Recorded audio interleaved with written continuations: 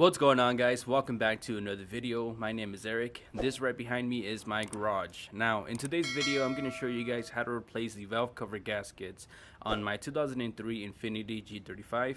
This process will be the same on the 350Zs, so I hope you guys enjoyed this video.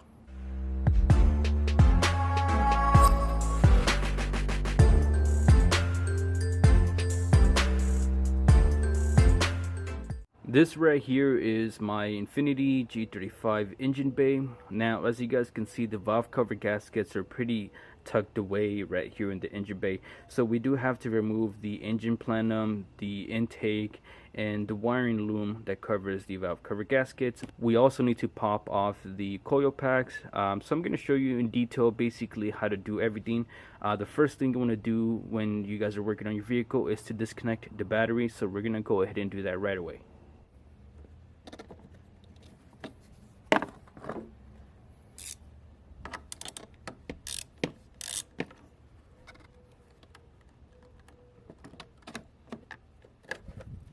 So the first thing we're going to do is remove the air intake out of the way. There is a clamp over there, and then there's a connection here for the mass airflow sensor that you need to remove.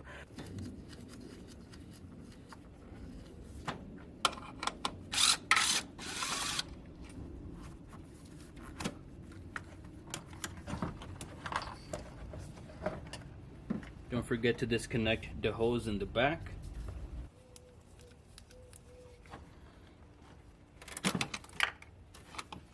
And then once you do that, the air intake should be free.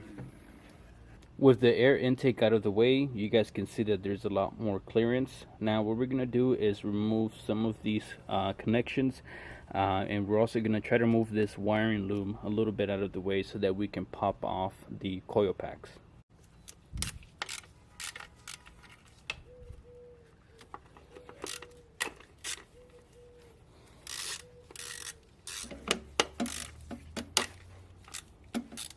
This plastic is pretty old, so you don't want to break it, so just be careful when you guys are popping those out.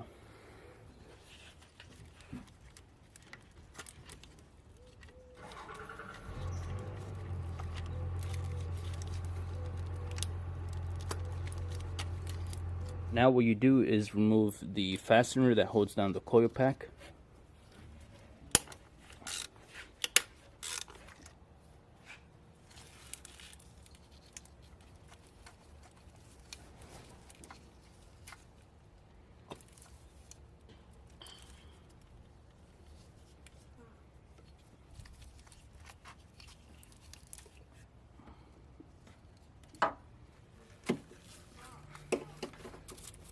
So now we're going to go ahead and move on to this side. Now you guys can see that there's a few more things in the way, but it's actually not that bad. So start off by removing this bracket right here.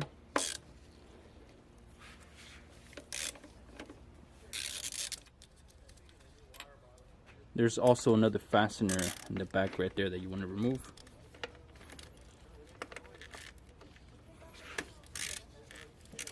To also make it easier, I'm going to remove this other bracket right over here. Also, it'll be easier if you unmount this bracket right here. What you guys could do is get a pair of pliers like the ones that I have right here, and just pinch this connection right over here, just to give you more slack basically.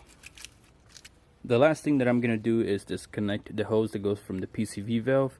This is just going to make it easier for us to remove the coil pack, so we'll get it out of the way.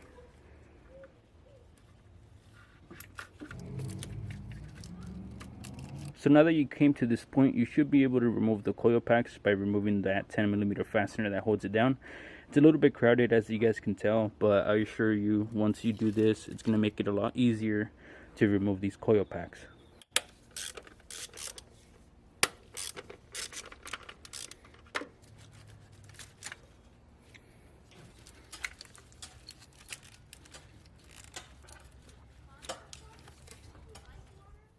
Now that we have the sides disconnected, we're going to go ahead and remove the fasteners in the middle to remove the upper and lower plenums.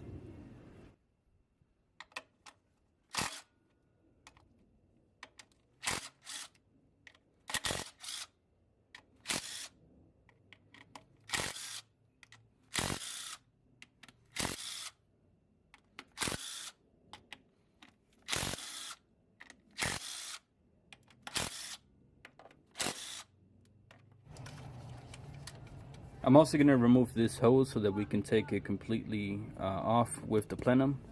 So now that all the top fasteners are pretty much loose, I'm going to go ahead and disconnect two lines that are remaining. There's one over here and one on the bottom that go to the throttle body. Go ahead and remove those lines, and then after that you should be able to lift up the plenum. I'm going to leave the fasteners on the top so that I can take everything off together as one piece. This line that goes to the throttle body is a coolant line, so go ahead and get like a spark plug or something to plug it up so it doesn't spill all over your engine bay.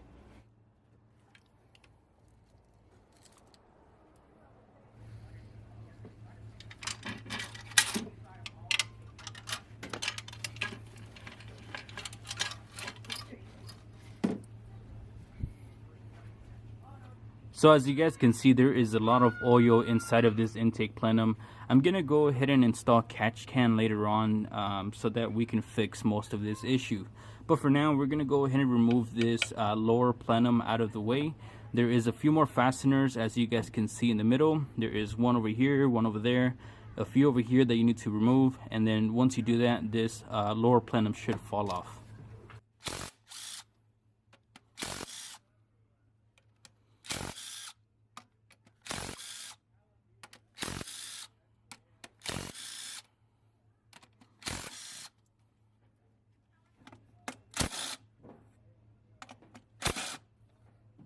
With all of that removed, we should be able to pull the lower plenum off.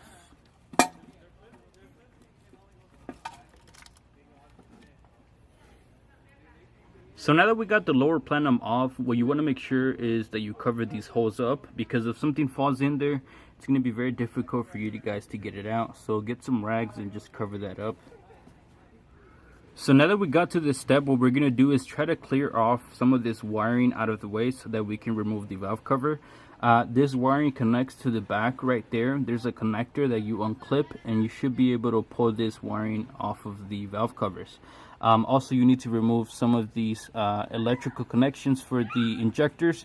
So go ahead and pinch the sides of the plastic clips so that you can pop them off of the valve cover.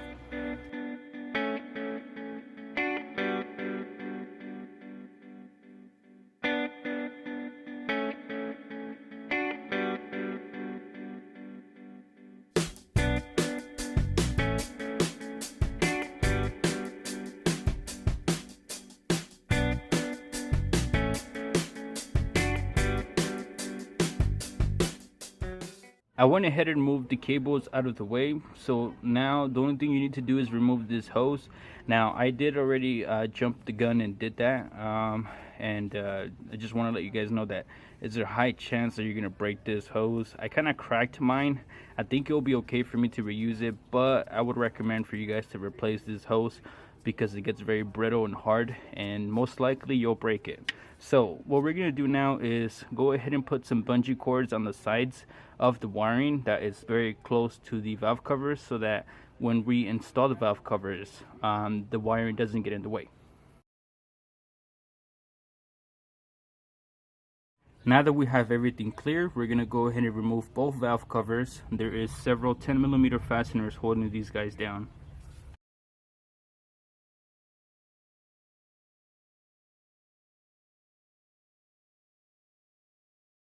If this is the first time that you guys remove these valve covers, it might be a little bit difficult to remove. So go ahead and get a flathead to help you pry on the valve covers. Don't overdo it because this is plastic and you can break it.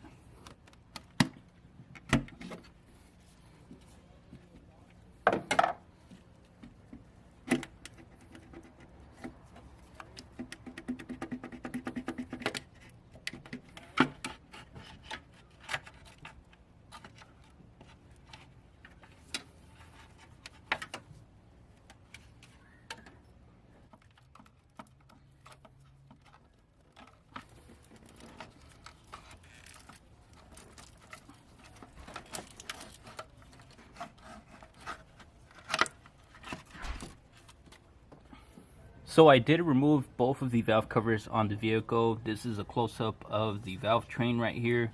Everything seems to be okay. There is some slight sludge buildup on the camshaft right here, and overall, I mean, it looks okay, but I feel like it wasn't really maintained as far as the oil changes goes. This is how it looks like on the other side as well. So nothing terrible, it just looks like it's a little bit dirty, so a few oil changes should probably fix that. What I'm gonna do now is clean up the corners right here. There is some RTV from factory, which is where you want to put it, only in these two corners. You don't want to do it anywhere else.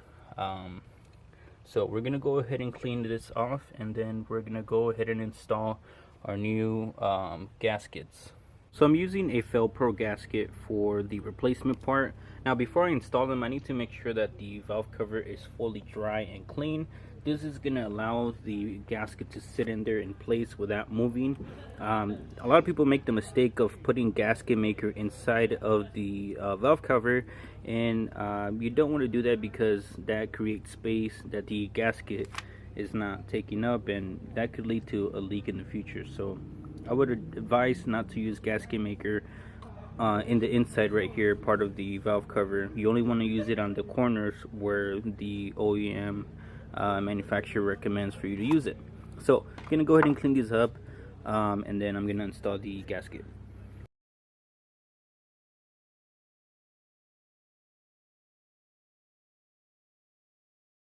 So I have my valve cover gaskets pretty much ready to go. I was doing some things off camera. Mainly I was looking at these injectors, and I noticed that one of them was actually cracked, so I'm gonna go ahead and replace them. Luckily I had some stock ones here that I found at the junkyard not too long ago, so I'm just gonna be swapping these guys out for that. And then I also noticed that the gaskets were all pretty much destroyed, so I decided to get new gaskets as well. It's recommended in the service manual that you guys change these every time you remove them, because they get brittle. Even though they're metal, there is a coating on them that helps with the sealing, and when that breaks, like on this corner right here, it can cause leaks. So they're pretty cheap to replace, so I just got a whole kit that includes this one, that one, and the one that comes up on here on the runners. So I have the whole kit right here pretty much ready to go. I'm gonna go ahead and install these, and then swap out these injectors.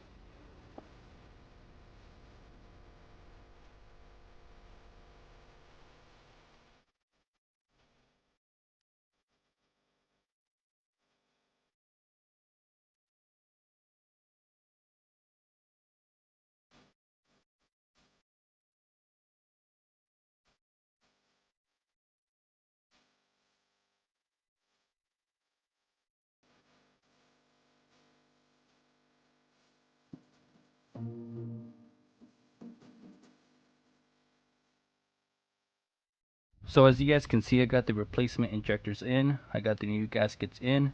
Now what I'm going to do is put a small bead of gasket maker on the corner of the lobes right here, on both sides.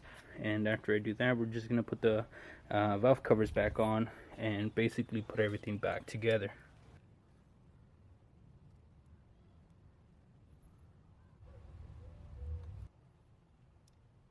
So that's the small bead of gasket maker that I applied to both sides. Now you don't want to overdo it. I think they only call for a very small amount, so I think that should be okay. We're gonna go ahead and install the valve covers back onto the car now. So I got the valve cover gasket on the valve cover. A little trick that I saw on YouTube was to use some tape to hold down the gasket, because it's not going to stay in place when you guys go to install it. It's just too flimsy, the material.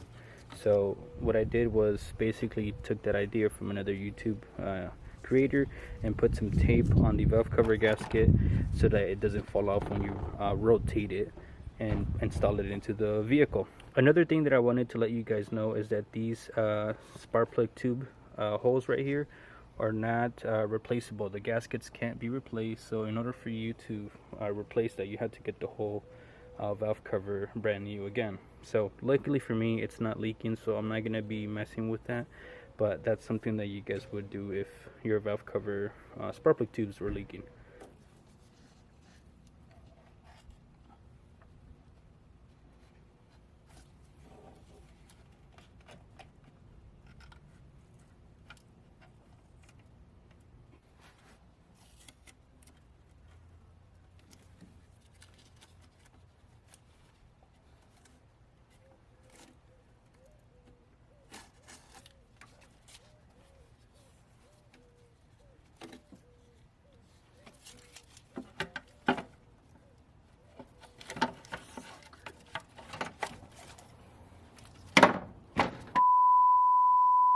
Unfortunately, the tape was not holding up as well as I would have hoped so. So what I ended up doing here is tying some fishing line. Yep, that's correct, some fishing line to the valve cover. Now this should make it easier when you have it bolted down so that you can just pull out the string. So let's try this out and see if it helps.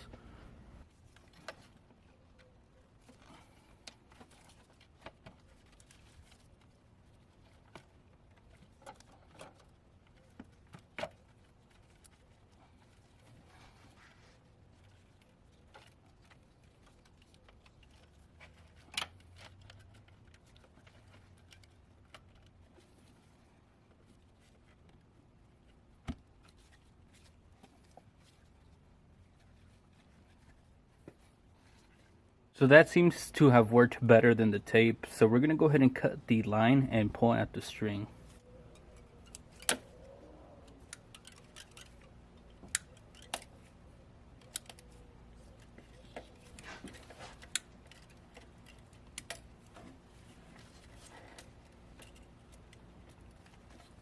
Yeah, this works so much better than the tape.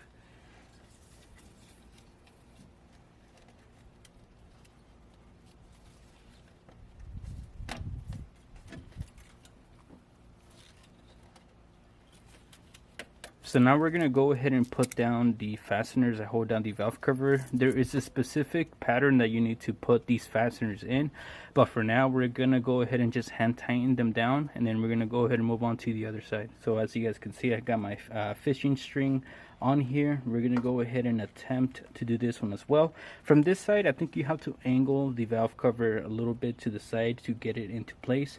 So we're gonna go ahead and see if this trick also works on this side.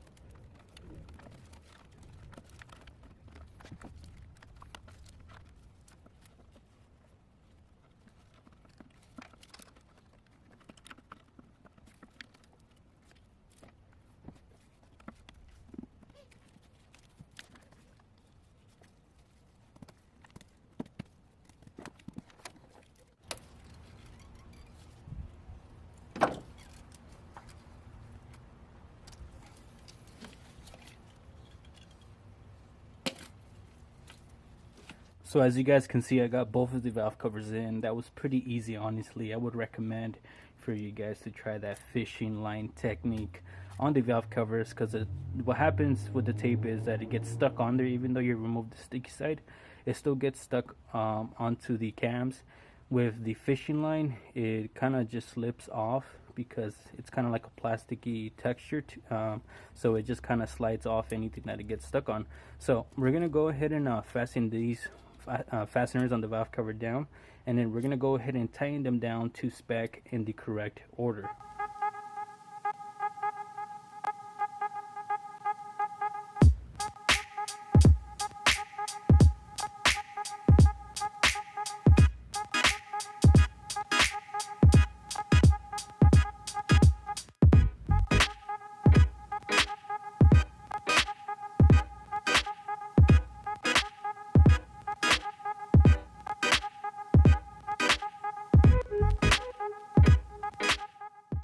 So as you guys can see, I got the valve covers fastened down. There is a specific bolt pattern that you need to follow when you guys are fastening down these valve covers. So I'll go ahead and leave that up above so that you guys can follow that pattern. Also, don't forget to torque these guys to spec. I'm gonna go ahead and put everything back together. Since we already showed you guys how to remove everything, I'm just gonna go ahead and do a time lapse of me putting everything back together.